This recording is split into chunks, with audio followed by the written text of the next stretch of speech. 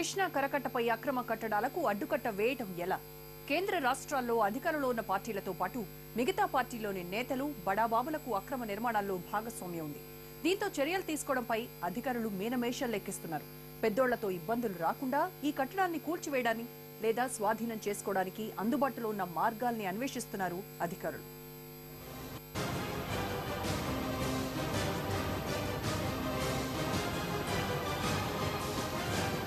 నదీ ఒడ్డున జరిగిన అక్రమ నిర్మాణాలకు ల్యాండ్ పూలింగ్ తో అడ్డుకట్ట వేసే అవకాశం ఉంది. అయితే ఇందుకు ప్రభుత్వానికి చిత్తశుద్ధి అవసరం.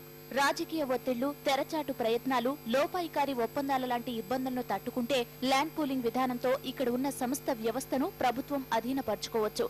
అది కూడా నిర్మాణాలకు రూపాయి కూడా చెల్లించకుండా. అదెలా సాధ్యం అనుకుంటున్నారా? ఆంధ్రప్రదేశ్ రాజధాని నిర్మాణానికి ప్రభుత్వం చేపట్టిన ల్యాండ్ పూలింగ్ చట్టంలో ఇలాంటి నిబంధన ఉందంటున్నారు నిపుణులు.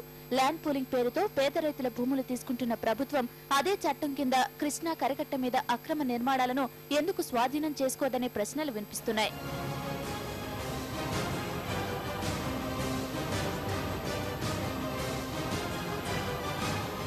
రేకుల షెడ్లు, గొడ్ల చావడికి అంటూ అనుమతులు పొందే భారీ భవనాలు అక్రమంగా నిర్మించిన వారికి తగిన శాస్తి చేయాలంటున్నారు స్థానికులు.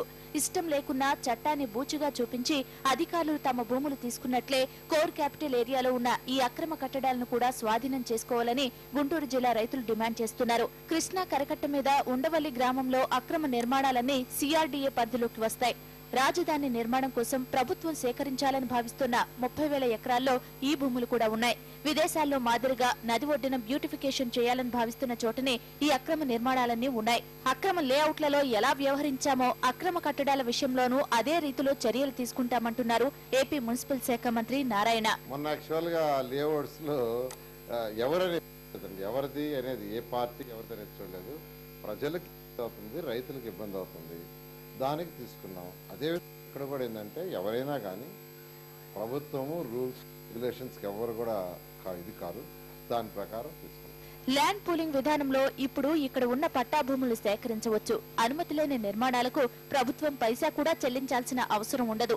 ఈ లెక్కను చూస్తే అందరి రైతుల మాదిరిగా పట్టా భూమి ఉన్న వారికి, కొనుగోలు చేసినట్లు ఆధారాలు ఉన్న వారికి పూలింగ్ విధానంలో లభించే ప్రయోజనాల వరకు మాత్రమే అక్రమ కట్టడాలు చేపట్టిన వారికి లభిస్తాయి.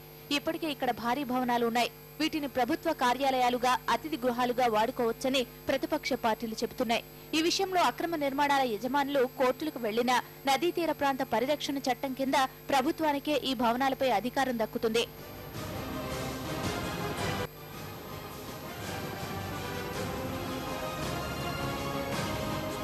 హైదరాబాద్ లోని సచివాలయం, హైటెక్ సిటీ కంటే పెద్దవి, అధునాతన భవనాలు కృష్ణా కరకట్ట మీద ఉన్నాయి.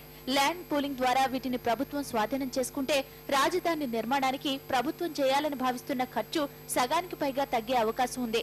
అయితే ఈ నిర్మాణాల వెనుక బడా పారిశ్రామికవేత్తలు, రాజకీయ ప్రముఖులు, కేంద్ర, రాష్ట్ర ప్రభుత్వాలను ప్రభావితం చేసేవారు ఉండడంతో వీటిని స్వాధీనం చేసుకునేందుకు సర్కారు ముందుకు వస్తుందా అనే సందేహాలున్నాయి.